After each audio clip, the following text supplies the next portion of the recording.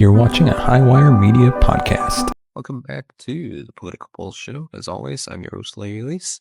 On today's episode, we're going to dive into the latest election news right out of New York.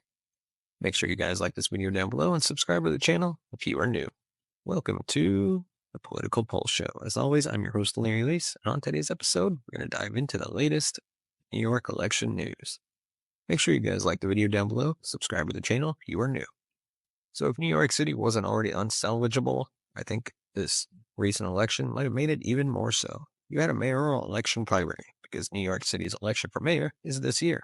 And you have an incumbent, Eric Adams, who's sort of like a moderate Democrat, at least rhetorically. And they've been trying to push him out of the party for corruption reasons, even though they're plenty corrupt themselves. And he's now running as an independent. So now the Democrats have a primary that's wide open. And technically it's a ranked choice voting result primary. They haven't finalized the results yet, but it is true that the current frontrunner is very likely to come out on top. And ranked choice voting may even increase his margin over Andrew Cuomo. You got this guy, Zoron Mdani, and he's very far left. He's to the left of AOC. He's arguably to the left of people like Bernie Sanders, for example. Definitely New York has had a lot of incompetent leadership, but still some of these people are just far, far off the deep end. And New York City Democrat primary voters, they haven't learned. And it is true that the second place finisher is disgraced former Governor Andrew Cuomo, who decided to run as the more established friendly option. And he's very corrupt, and he's an atrocious candidate for numerous reasons. Whether you want to talk about the nursing home scandal or just the general corruption and his poor leadership in New York. Somehow, when he left, it got worse under Kathy Hochul. And now, just like things are bad in New York City. They've been bad under de Blasio, and Eric Adams really hasn't done enough, in my opinion, to stop the bleeding, aside from sometimes criticizing Democrats rhetorically, which is why they're willing to throw him under the bus. But now, New York is in for something big, because it's very, very likely that their next mayor is going to be this far-left lunatic. So we're going to dive into this. How did we get here, and where do we get from here? But first, let me tell you about our friends over at My Patriot Supply, because if the last few years have taught us anything, it's that you can't always rely on the government, the grocery store, or even your power grid when things go south. We've seen it all: supply chain breakdowns, empty shelves, skyrocketing food prices, and now growing unrest in cities across the country. If you're not prepared, you're vulnerable. That's why I partnered with My Patriot Supply, the nation's largest preparedness company. They've got everything you need to stay ready in an emergency. Long-term food storage, emergency survival gear, water filtration systems, you name it. Their best-selling 3-month emergency food kit gives you over 2,000 calories per day for survival. And it's packed with meals that are actually good. We're talking hearty soups, pastas, pancakes, even rice and beans. Foods you'll actually want to eat in a crisis. Use the link in the description today. Join them today.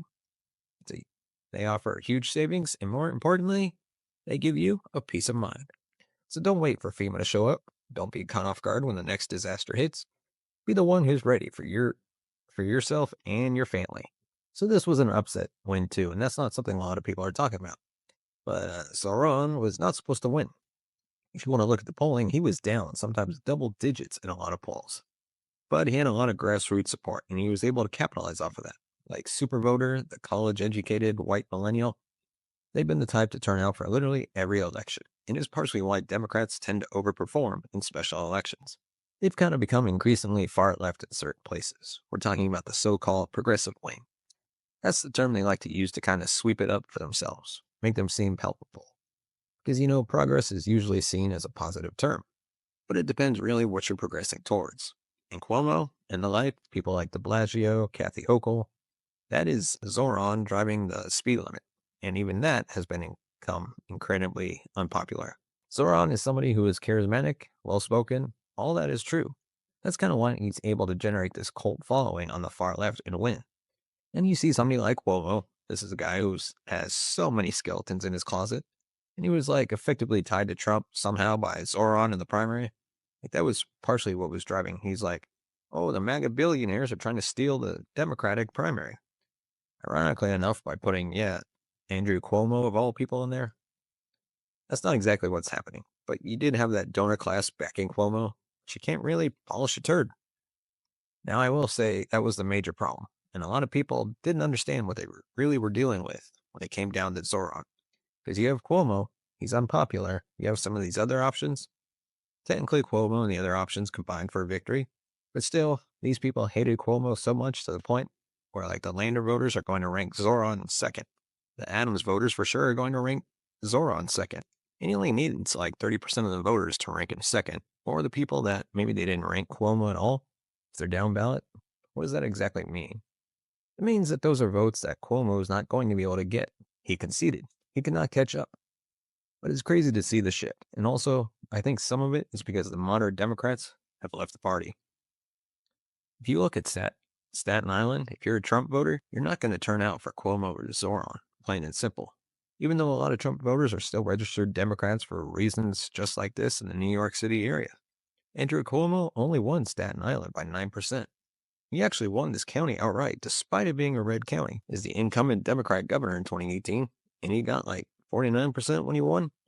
So he got less here than he did there, which is absolutely astounding. But what's also crazy is Brooklyn.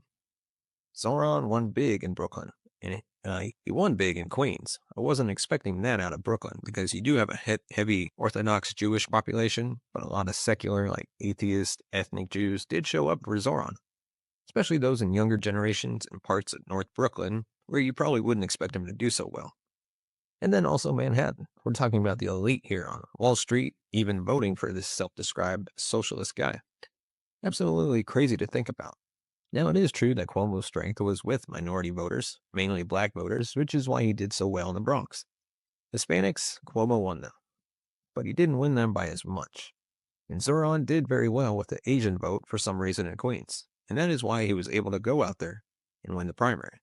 Because he did so well in Brooklyn. He did so well in Queens. He won an upset victory. He won the early vote. Cuomo would have liked to have won it outright for him to go out there and win. And then the election day vote. Everything kind of stabilized, and Zoron just rode the wave to victory.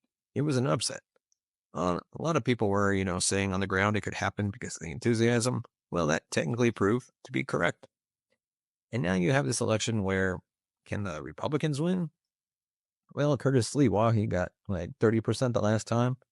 I'd say his ceiling, maybe you could make the case if he runs a great campaign, it's still around 40. Eric Adams is also running as an independent. People are saying Curtis Sliwa should drop out and endorse Adams and kind of help stop Zoron. That might happen, although it doesn't seem as if he's really willing to do so up to this point. Also, Andrew Cuomo said, yeah, he might run as an independent as well, which I guess that would take votes away or even wouldn't. I'm not entirely sure. I feel like those voters would just be taken away from somebody like Eric Adams in this case. So we'll have to wait and see what happens. But how far left is this guy really? And some of these are his policies. Abolish or things that he's previously called for. He wasn't campaigning on abolishing the police department, even though he was campaigning on defunding the police department. He said this quite some time. He said it back in 2020. He said it again. Queer liberation means defund the police. Yeah, that's interesting.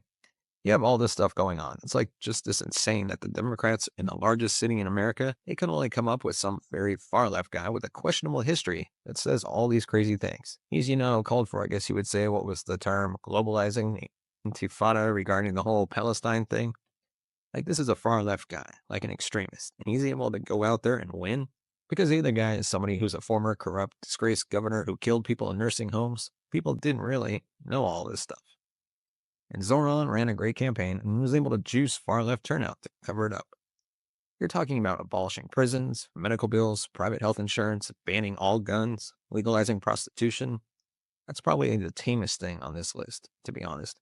Which is just insane, because maybe decriminalization, drug possession, but safe injection sites, we see those in California, they're not exactly helping. And cash bail. So ending bail, ending sentence enhancements, and ending all cooperation with ICE. Just trying to prevent any illegal aliens in the city, that's probably got one of the highest quantities of them, despite not being near the border. He just wants to coddle these people. It's going to be a disaster. It's going to be a total disaster. I will say there's a silver lining, though, and that is this, because it might be selfish, and I know I got some people that live in New York City that will like this take. But if you want New York to go Republican, either next fall or by 2032, or New Jersey to go Republican, you couldn't have a better outcome than this.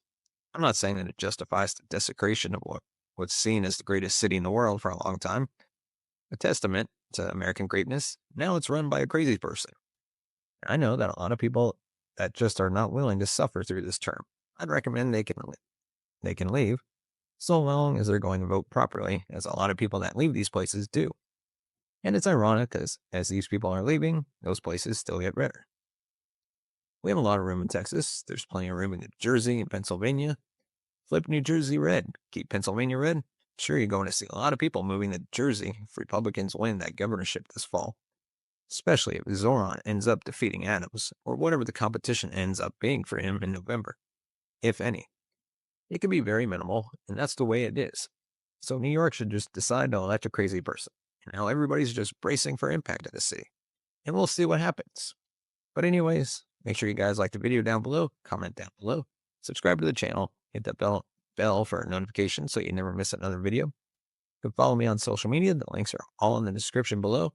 And if you want to support the channel, you can buy us a coffee at buymeacoffee.com/twledger, or just scan the QR code that's right there. As always, thank you so much for watching and listening. We'll see you next time.